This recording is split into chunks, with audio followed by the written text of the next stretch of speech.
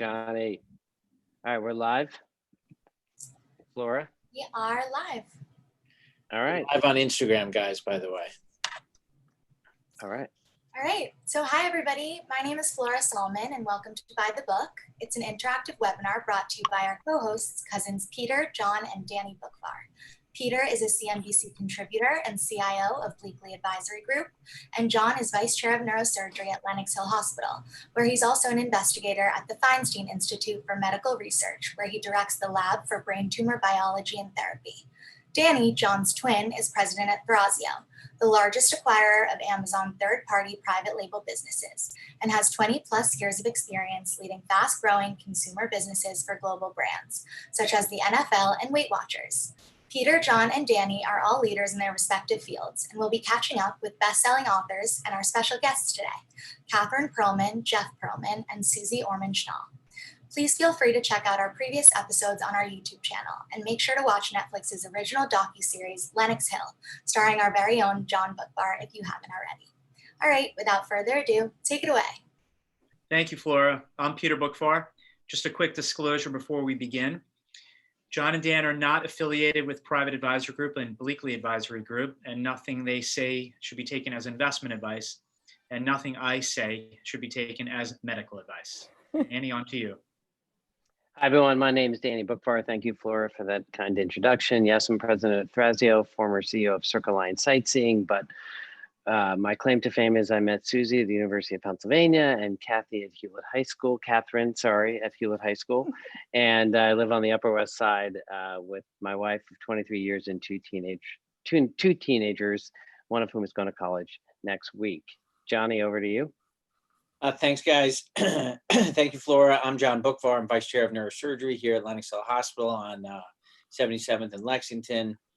As I do on every episode, we'd like to give an update on COVID-19 here in New York City. Fortunately, as many of you know, we have essentially very, very, very low numbers, 0 to 1 cases per day in our hospital, about a couple hundred, up to 700 statewide, which is just terrific. So as I think Monday, we're opening some of the gymnasiums to 30% vacancies, and even some of the museums and whatnot. So we've made tremendous strides. I'd like to believe there are two main things that New York City has done, which can be a model for other states across the country. One is almost everybody's wearing masks. I take the subway from Harlem every day. I take Metro North and then subway from Harlem. About 98% of people on the subways are wearing masks, which is great. And of course, banning indoor dining, bars and nightclubs is really a key to prevent transmission. So those two things have really helped, and hopefully we'll see a good fall when this show returns for next season. John, I have a quick follow-up before we go. So fast forward to the winter, is all the indoor stuff going to be, how are the restaurants? They're not going to just open, they're just going to be delivery and pickup? It's going to be very challenging. It really depends upon how fast. The fall is going to be very important, meaning September and October, what the numbers look like here in New York. I think if they open at all indoor dining, first of all, bars and nightclubs, unfortunately, are going to have to remain closed, in my opinion, for the near future until probably herd immunity. But it really depends upon the numbers, Pete, that we see in the next couple of months. As we all move indoors because of the weather, it's going to be problematic, but we're going to have to keep our vacancies very low if we do go indoors, Peter, or else we're going to have trouble. Of course, we're going to have shielding and mask wearing and whatnot, but the vacancies of these restaurants are going to have to remain very low. All right, so before we kick off, I want to do some introductions. I know Catherine, Jeff is trying to get in, so we'll give him time while I introduce you and Susie. So Dr. Catherine Perlman, or Catherine Guggenheimer Perlman, as we know you, you're a licensed clinical social worker, founder of The Family Coach, and an associate professor at Brandman University. You're the author of Ignore It, How Selectively Looking the Other Way Can Decrease Behavioral Issues and Increase Parent Satisfaction. And we are very excited to talk about that in the world of quarantine. You live in LA, right? California? Southern SoCal? California, our south. SoCal. And your husband just joined. Hey, Jeff. And you have 2 teens. I know Casey. Who's the other one? Emmett, he's a 9th grader. Okay, awesome. Hey, Jeff. Nice to see you. Howdy. Sorry about that. Howdy. Everybody meet Jeff. Jeff, meet everyone. In addition to being the husband of Catherine, you are the author of 8 books. I believe your 9th, The 3-Ring Circus, is about to come out. And that one's about Shaq and Kobe and the Lakers dynasty. Comes out next month? September 22nd. So so next month, and unbelievably timed. I'm sure we'll read quite a bit about that. You also wrote Football for a Buck about the USFL, which I haven't read, but I'm dying to read. And obviously I know it talks a lot about our president in there. So that is fascinating. Spent several months on the New York Times bestseller list. And I know you've written a lot about baseball and football and basketball as well, and also host a weekly podcast, I think, which is, what's the name of that? What is the name? It's called Two Writers Slinging Yang. It's a writing podcast. 2 Writers Slinging Yang. Awesome. Well, thanks for joining. And last but definitely not least, Susie Orman-Schnall, welcome. And also a novelist, if everybody who's listening hasn't gotten the theme yet. 4 novels, We Came Here to Shine, The Subway Girls, The Balance Project, and On Grace. On Grace was the first one? Right. And also grew up in LA and graduated with Johnny and myself from the University of Pennsylvania. You've written in the New York Times, HuffPo, Pop Sugar, etc. You live in New York in Westchester and have 3 sons. And like many of us on the phone, one is in college, Jason's at Duke, and I think Will and Judd are still home with you. But all of us are curious to hear Johnny's advice about what our freshmen and sophomores in colleges are about to experience. So we'll talk about that again. So welcome, Catherine, Susie, Jeff, awesome to have you. I think we'll go in order of how we met you, and Catherine, you're first. Okay. So no pressure, but I'll jump right to it. I was following you on Facebook about a month ago, and you posted something about Kristen Bell following and reading Ignore It. So can you share what Ignore It is all about, and why was Kristen Bell so excited about it? Yes, so I'm a family coach, and I like to help people with parenting problems. So I've been going into homes for like 10 years, and the book kind of came out of my practice. And I felt like I was always saying to every parent, no matter why they called me, ignore it. And so it's really just a behavior modification strategy to not encourage unpleasant behaviors by, giving them extra attention and rewarding them. So I teach parents to ignore it. And kids realize, like, what's the point of tantruming, or what's the point of cursing at my parents if I still don't get to do what I want? And it kind of goes away. So that's where Ignore It came from. And Kristen Bell, since Susie probably goes through this, as I know Jeff does, you write a book, you want someone to read it, a year goes by, and, is anybody still reading it? Like last week, I think I, was checking my number to sign. I was like, I just still want people to read my book. So I sent Kristen Bell a book, and at the beginning of quarantine, forgot all about it. And then the next thing I know, she's talking about it on the Today Show and how great it is. And I just was like, wow, that's pretty great. Now who can I send it to? It was great. It was very inspiring. Thanks. But Catherine, does the pandemic now just open up a whole new set of ideas of how to coach and how to deal with family issues and kids at home for schooling and interacting with their parents, and the parents are a friend, a parent, a teacher, and juggling all these different things? Yeah, I think at this point, parents are suffering, like the thrill of we can do anything for a few months is gone. Going back to school is kind of hard. And so I have gotten a lot of calls and have been on, a lot of webinars trying to help parents, like, just kind of manage all of the jobs that they have to do right now, and their emotions and their kids' emotions and school. It's a lot. And it would seem that kids, depending on the age, like K through 5, if they have to learn from home, that's quite different than a 10th grader learning from home. And that kid needs a lot more attention. How do you manage that and coach that situation for a parent? Honestly, every kid and every school is different. And so parents have to really find a way to work with their school in a way that works for their kids. So, for some kids, sitting all day, in 4th grade in front of the computer, it sounds great. They're happy to sit around. And for other kids, that's torture. They can't do it. And so I really encourage parents to, understand what your kids need and to really communicate with the school to find some solutions. And also scheduling, like kids really need a schedule of what's going to happen when, when they're going to have a break, what they can do during their break, what's going to be lunch, when is it going to be, that kind of schedule and knowing what's coming when can really help them focus in those short periods of time where they really do need to be online, with their elementary school. Catherine, in your children's school districts, have they reached out to you to help with come back to school planning and how to handle these issues? Have you played a part in that? I have not played a part. So we have a district of 50,000 students. It's really big.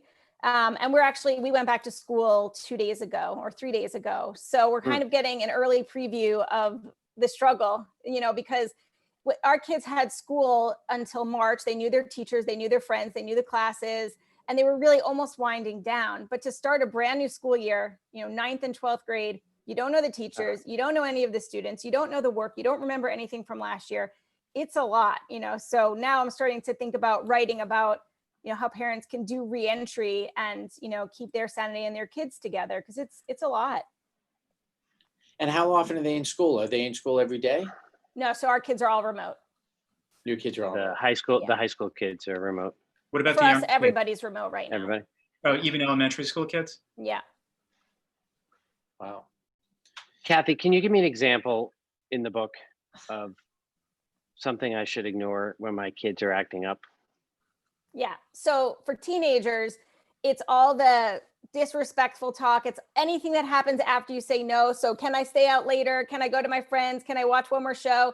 Anything that happens after you say no, they're just trying to get a rise out of you. And then you give it to them and it's like, okay, well, if I can't have what I want, at least you're also mad.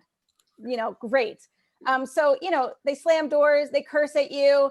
I have a pretty high tolerance for that stuff because it doesn't matter. And anything you do will just reinforce it and show your kid, wow, that really was very effective. I should do that more often. So a lot of like complaining, whining, if you have a whiner or complainer, it's just, you can't help but like wanna get it to stop. The quickest way to get it to stop is to just ignore it. But as soon as the kid stops with whatever that behavior is, you get back in. Like, we're not really ignoring our kids, we're listening. And then when they stop, we. So if my kid leaves his dirty laundry on the floor, I shouldn't ignore it, right? You should not ignore it. No. You have permission to Hypothetically. not ignore and I'm enforce not saying consequences. which one does that, but if you're listening, I think you know who you are. Consequences. By the way, Susie, you feel free to ask questions, and Jeff, of course.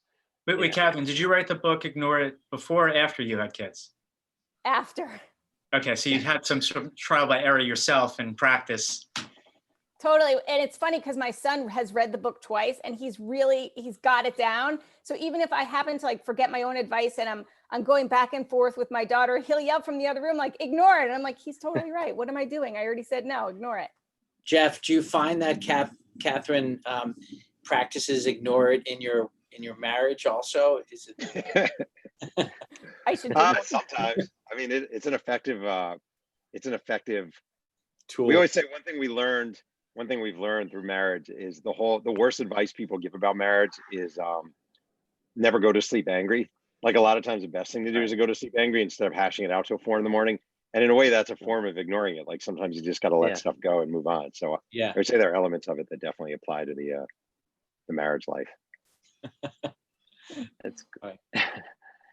Hey, Catherine, can you just tell the audience about? I love that you call her Kathy. I know. I'm sorry. It's gonna. No. It's awesome. Tell the audience about your kidney. Oh, yeah. So I'm an organ donor, which is pretty great. I saw a flyer in Starbucks of a local man who needed a kidney, and said he was looking for O positive, and I'm O positive, and it all just worked out. So last year, this time, I donated my kidney. I'm feeling great. He's doing great. Highly recommend. Yeah, it's so inspiring what you did, and truly just an unbelievable act of kindness and generosity. So I haven't had the chance to tell you that personally, but it was incredibly moving. So I hope you're healthy and he's healthy. Yeah, he's doing great. We've gotten to know each other. They're awesome people. And, I just learned so much through the experience. I feel like I personally got a lot back from it. And it was just great all around, so it's good to know that he's doing well. And, we're connected in this weird way because we're not family, but we're definitely more than friends because he has my organ. Like, it's just an unusual relationship. I will tell you that the techniques for harvesting a kidney are pretty minimally invasive now. So it's really one of the technological advances that has made, obviously, kidneys being one of the most important organs, if not the most important organ to donate. So congratulations, Catherine, and really terrific stuff. Amazing. And also, I just want to say, in a way, I'm better off now because if I ever need a kidney, I go to the top of the list. So it's like, it's all good. Huh. That's That's what I great. told my mother anyway. Yeah. She believe you? It's great. Was that when she asked you, why are you doing this? Yeah, it was a rough go in the beginning, but she came around. She was just nervous. I mean, it's Of course. understandable. Rightfully so. Well, All right. So what's it like living with an author?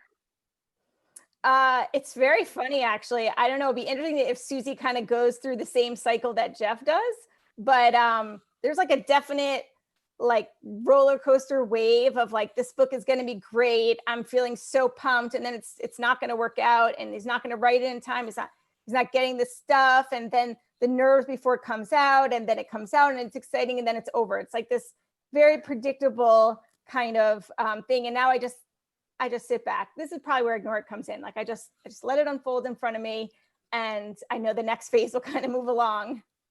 Do you help each other? Susie? Yeah. Do you help each other with writer's block ever? Like, I just can't get to the next paragraph. Give me an idea. He's the expert.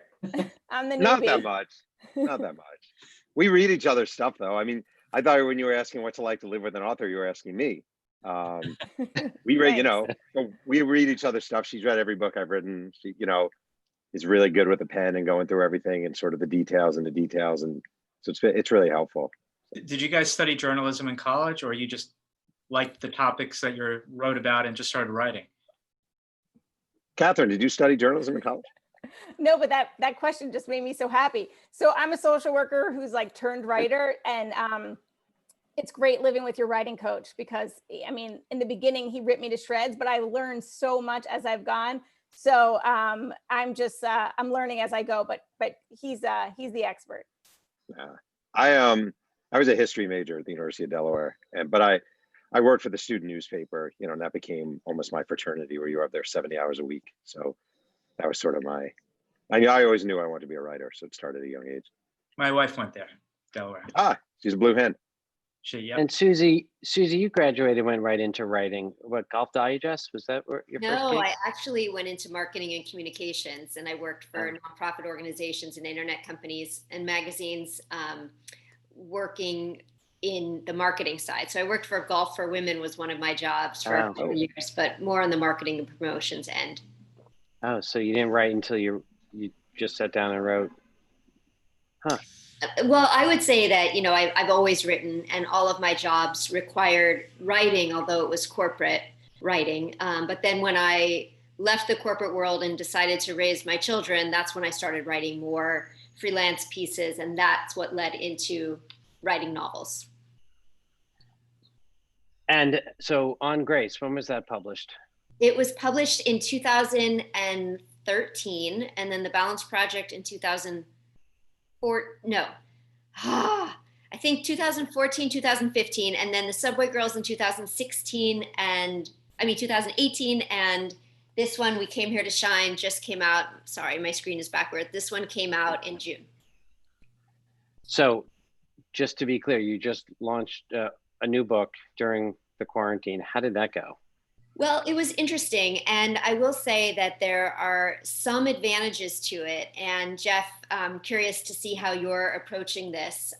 You clearly, obviously, cannot go on standard book tour.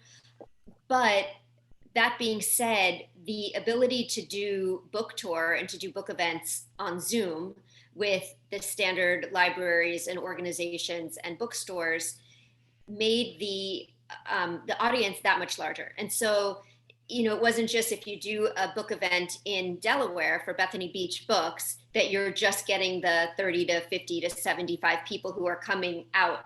You're getting the entire, United States, and then they're repeating it because it's recorded. So you're getting everybody on Facebook.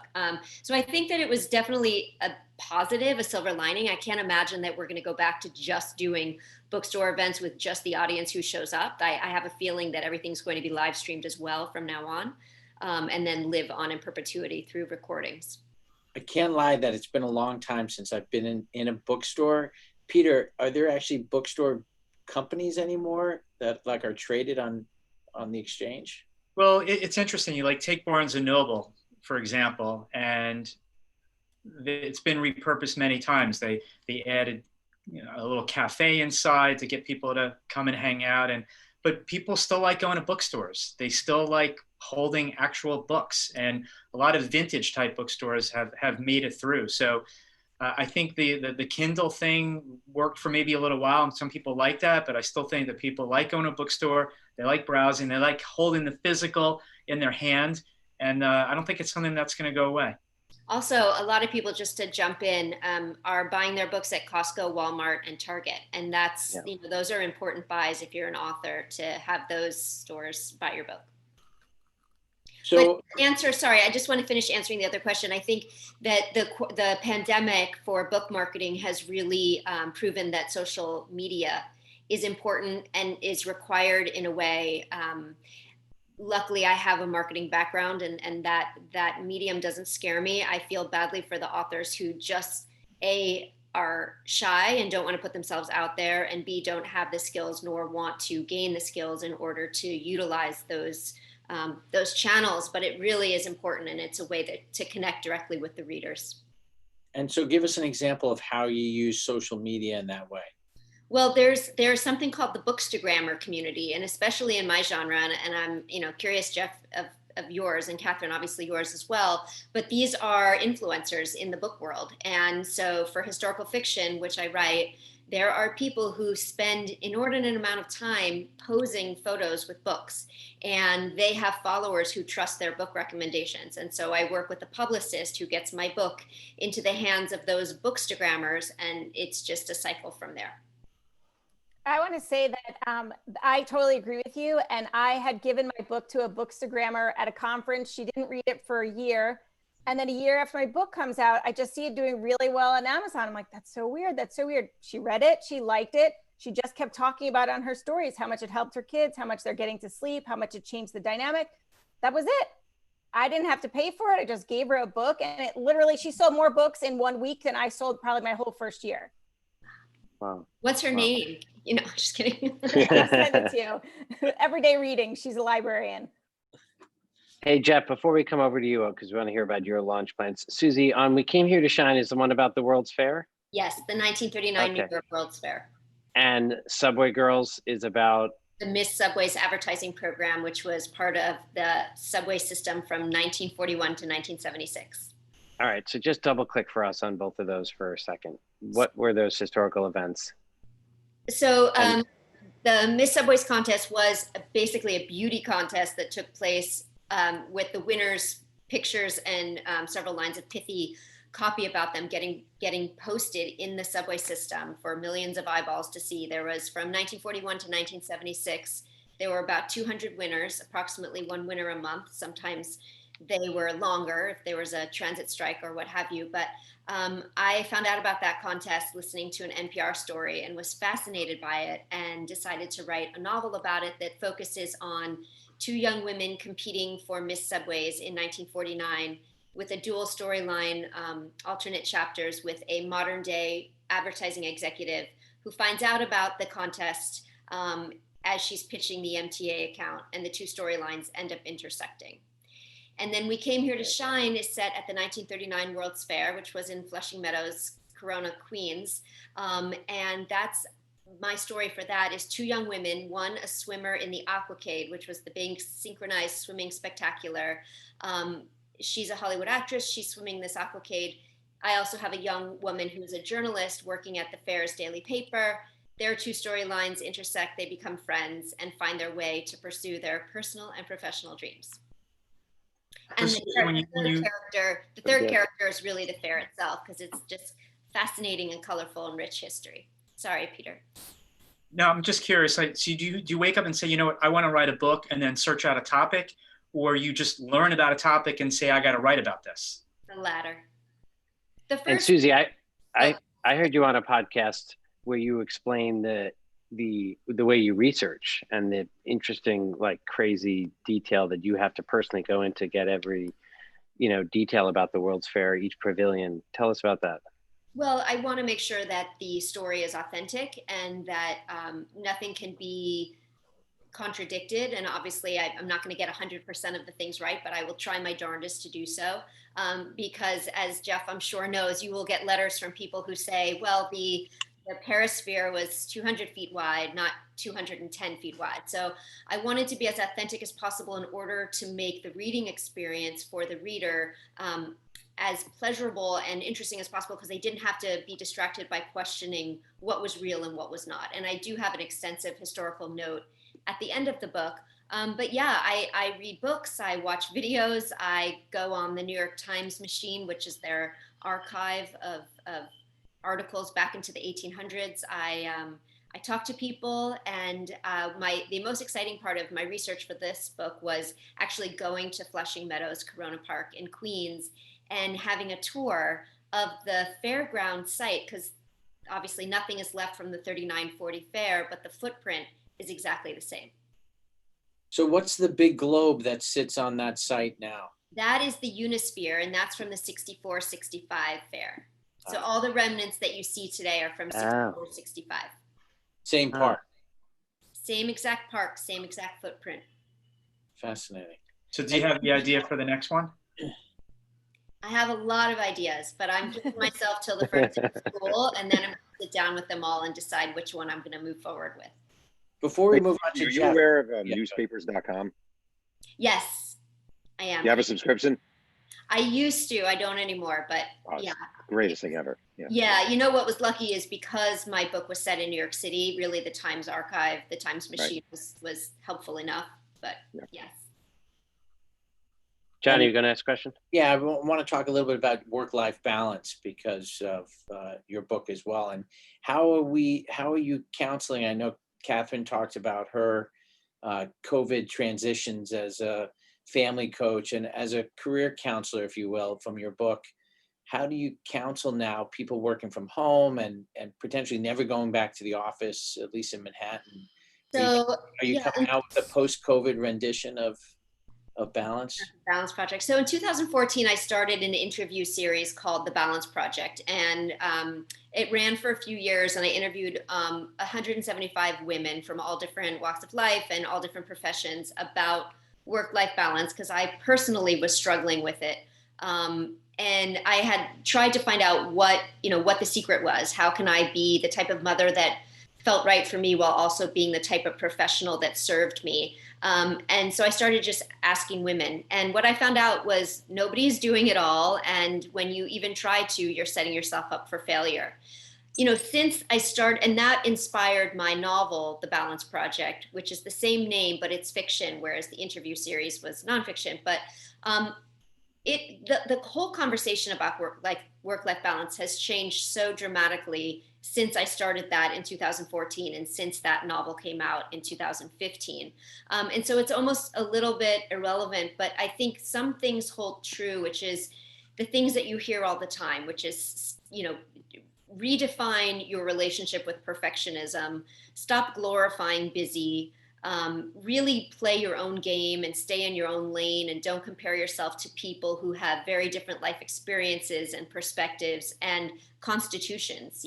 Like I can look at Sheryl Sandberg and say, wow, I want to accomplish everything she does, but she probably doesn't get as overwhelmed as I do. And she probably ignores it better than I do, what have you. So I think there's so many things, ways to be efficient, but I think during the pandemic, you almost have to, I always like to say that you have to look at your work-life balance in terms of seasons. So for an accountant, you wouldn't expect them to be balanced in April or May, right? So during the pandemic, you have to change the way that you even approach or understand work-life balance and realize that things are going to be a little hairy for a while. And you can do certain things like try to be efficient and try to take on practices that will make things a little bit more manageable and not put too much on your plate and practice self-care, all the things we hear over and over and over again.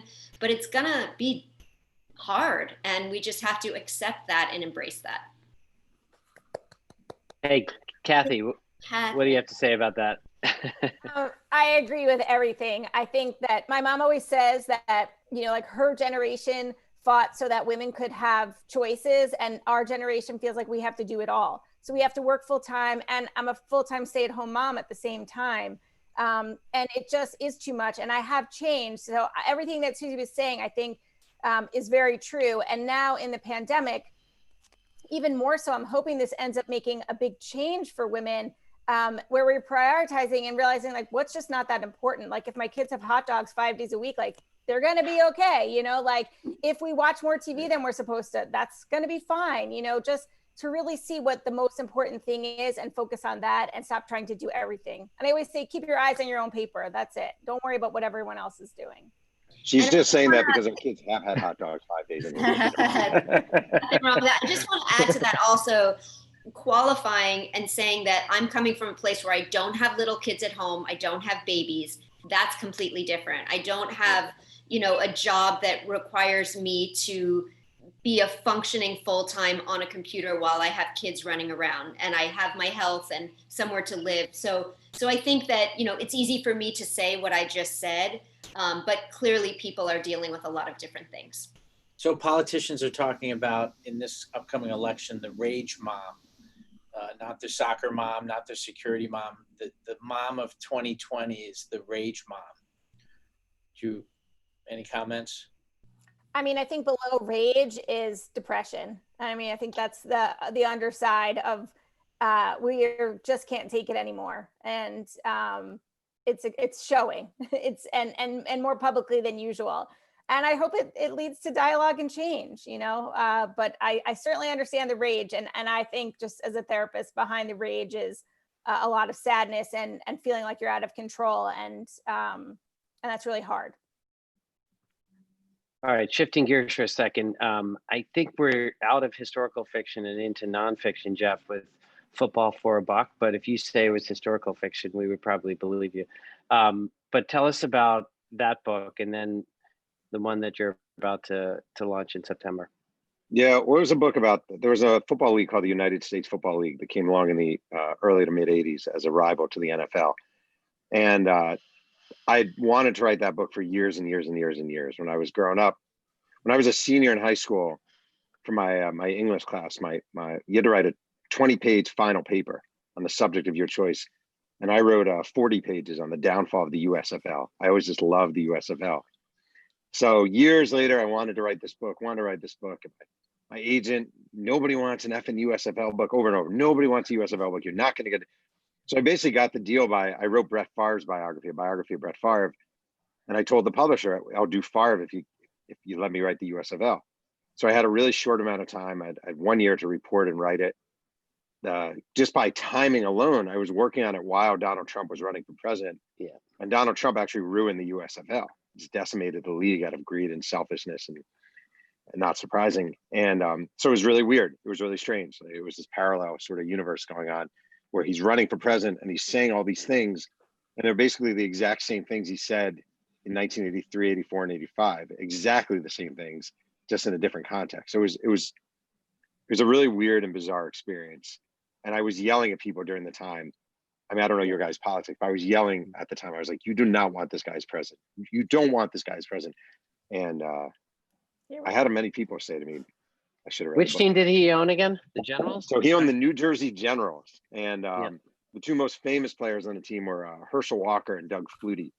And my favorite thing about, so Doug Flutie was the Heisman Trophy winner at Boston College. And he was not going to be a high NFL draft pick. He was only 5'9". It was at a time when mobile, small quarterbacks were not a thing. And Trump knew nothing about football, but he desperately wanted Doug Flutie. So he signed him to the biggest contract in the history of pro football at that time. Like, it's a guy nobody wanted. He would have been a third round, fourth round NFL pick. Signs the biggest contract in football history. Tells his cohorts with the New Jersey Generals, don't worry, it's all going to work out. It's going to be great. The other owners are going to help pay for his contract. And he sends a letter that I have to the other owners and to the commissioner of the league saying, I'm signing Doug Flutie, and this is a boom for the league, and I expect all of you to pay for the contract. And I would say, Catherine will tell you this, I was like, this was the freaking Mexico Wall 30 years before the exact same. And I was yelling at people. I was on MSNBC on Morning Joe yelling about how this was a Mexico Wall before it was a Mexico Wall. It's just, the level of the insanity is just So Jeff, is that how he wrecked the league? Is he essentially, he pressured all these other teams to spend a lot of money for these players that for some reason didn't want to play with the NFL, and essentially bankrupted every team because of their bloated payrolls? Yeah, sort of. So he basically wanted to be an NFL owner because at the time the NFL was really an old money league, like the Maras and the Rooneys and these old families. And he wanted in. He tried buying the Baltimore Colts, and they would not sell to him. So he had this plan. I'm gonna get into this league and force our way into the NFL. And he actually had in 1983, shortly after he got the Generals, he had a secret meeting at the Pierre Hotel with Pete Rozelle, the commissioner of the NFL, and told him, I'm paraphrasing, but told him, I don't care about the USFL. You tell me what I have to do to get in the NFL. If I have to undermine this league, I'll undermine this league. I don't care. Whatever I need to do, just tell me. And Pete Rozelle said to him, as long as I'm involved in the NFL, as long as my heirs are involved in the NFL, you will have nothing to do with this league. And Trump spent the rest of his time as USFL owner trying to force them. They were a spring league, trying to force them to move to fall to take on the NFL directly. He led a lawsuit against the NFL. And ultimately, the USFL sued the NFL in an antitrust suit and famously won $3. And that was the death of the NFL, of the USFL. Of the USFL. What year was that? 85? The suit was in 86. It was filed in 85. It came across in 86. You seem to have uncanny good timing. In your next book, Three Ring Circus, is about Kobe and Shaq and the Lakers. So how did that come about? And unfortunately, unbelievable timing again. Yeah. So in a way, I don't know if I say this is good timing because so the book was finished, and I was actually sitting in a corner bakery in Irvine, California, and a friend of ours named Amy Bass texted me, and she wrote something like, rumors Kobe died in plane crash. And I was like, wait, what? I mean, I spent 2 years working on this book and living Shaq Kobe Lakers and that whole thing. And I don't know, the book comes out in a month. It's not easy on Kobe. Like, that's a big thing. It's not easy on Kobe. He was a complex figure. And between the years I wrote about, which are 96 to 04, a big chunk of that time was a alleged rape in Hugo, Colorado, that he almost went to jail for. So it's going to be weird and uncomfortable having a book come out, and people still very raw, or understandably, under the emotions of Kobe's death. So I'm a little walking a little nervously with this one. Did you ever talk to him during the writing process? So early on, I was told I got Shaq, I got Phil, I got most of the Lakers. Early on, I was told Kobe wouldn't talk. And I just think, honestly, a big part of it, the Eagle, Colorado sexual assault was a huge, huge thing that kind of hung over him. And the era I was writing about was plop in the middle of that. And I just think his camp was always, since it happened, very nervous about the perceptions and how that would come out. So sadly, I did not get this speech on him. A lot of people around him, a lot of old coaches, but not him. How did you pick that era? You know, I wrote a book called Showtime about the Magic Johnson Lakers and the Kareem Lakers. And it ended with Magic's HIV announcement in 1991. It was a really fun book to write. It kind of was one of the reasons we ended up moving out to California. And I just thought there was this thing hanging there, like this. It ended so abruptly. Magic announces he's done. And I just thought there was this next stage with really big dynamic characters and a really fascinating run of itself. So it just felt kind of natural to do. Can I ask you your interpretation of the Last Dance documentary? Just curious how the representation of the 93, Bulls and their two three-peats, and if that was done with the Lakers, just some comparisons, some thoughts. Did you like it?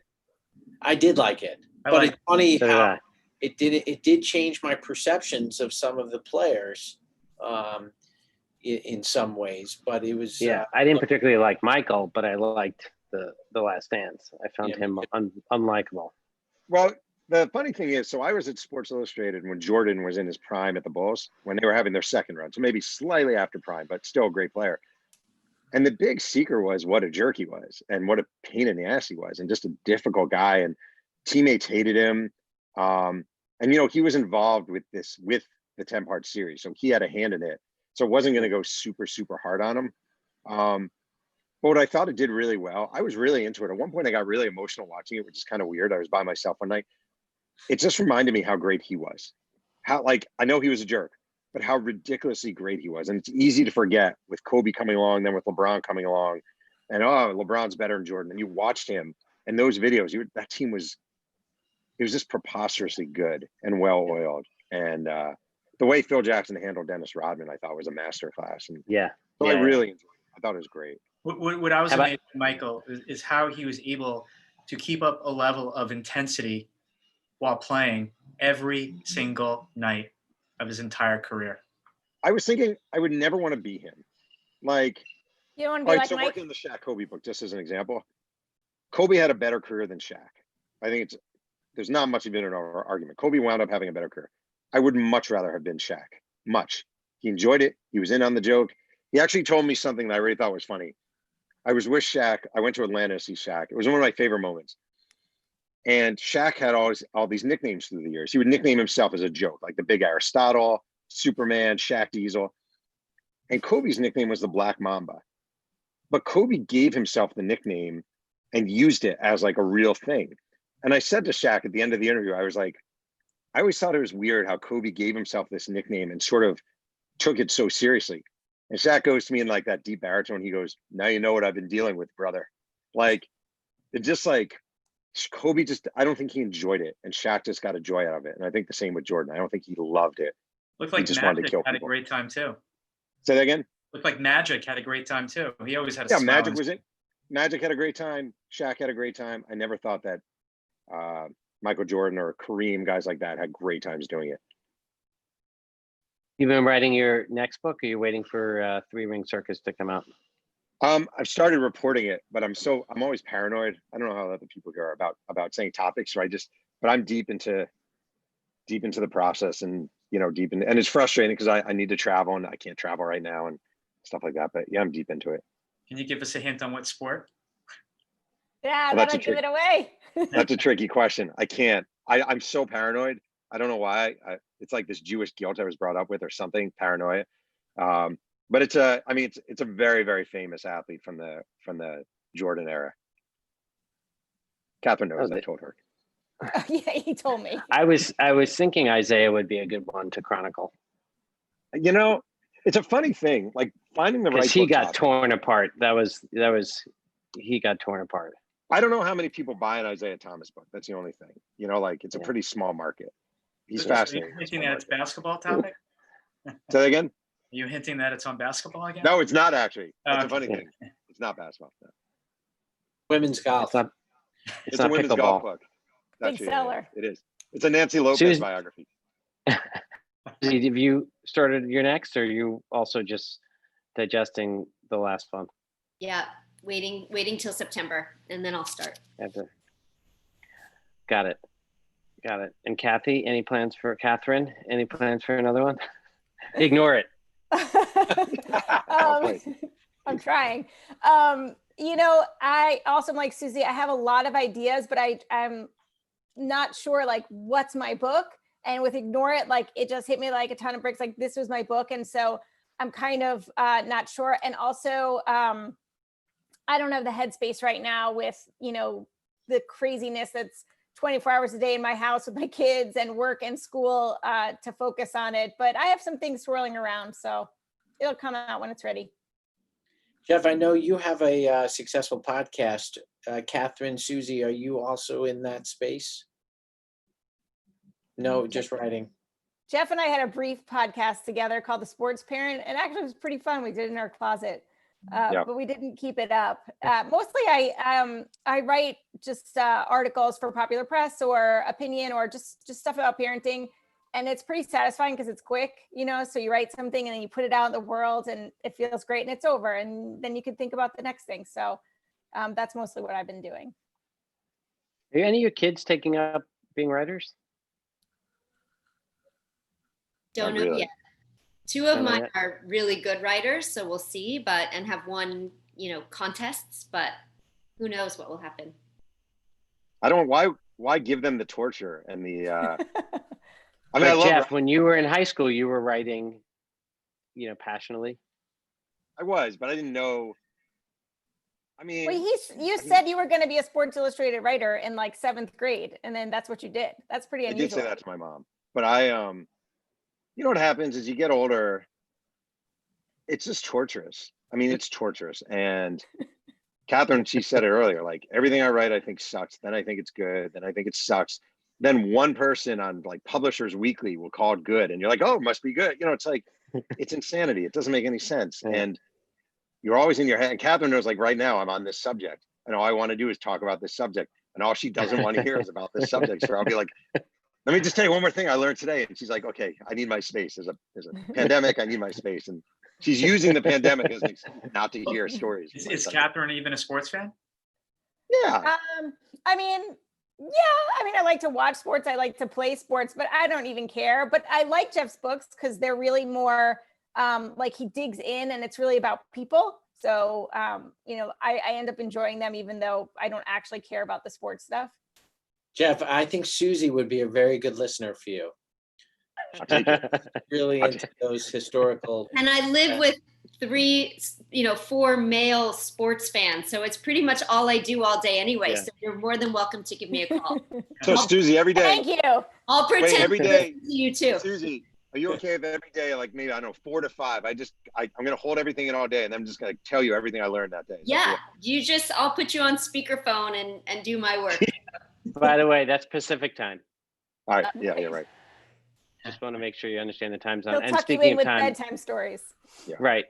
I think we're going to wrap. We're probably up time, but really just wanted to thank you guys, Susie, Catherine, Jeff, for joining us today. What's our last episode of the season of By the Book, but thank you all for sharing your inspirations and what it's like parenting and writing during a pandemic. It's pretty unusual, but a great way to end. And Peter and Johnny will use this to wrap up our inaugural season of By the Book and look forward to seeing everybody again in the fall. So thank you very much and It's fun. take Thanks, care. everyone. Bye, everybody. Stay safe. Bye. Bye. Thanks, everyone. Bye-bye. Bye. Bye-bye.